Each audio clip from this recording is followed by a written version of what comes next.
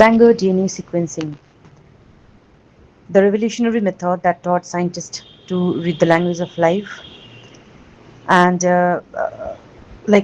just imagine a scientific detective story, for example, where you discover a mysterious book which is written in a language nobody has ever read before. And the book contains the instructions for building every living organism on Earth, from bacteria to giant whales, from roses to human beings.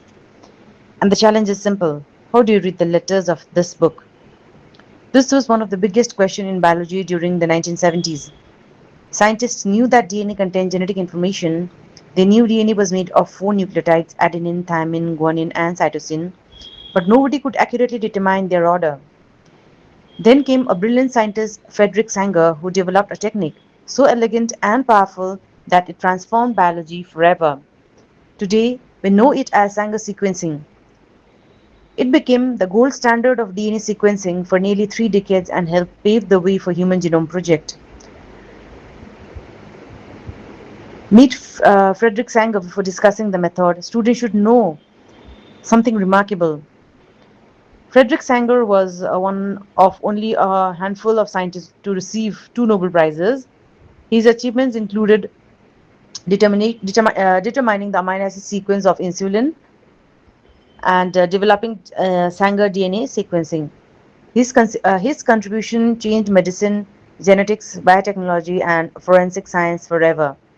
A big question: suppose a DNA strand contains AT, GCC, GT, AG, CTA.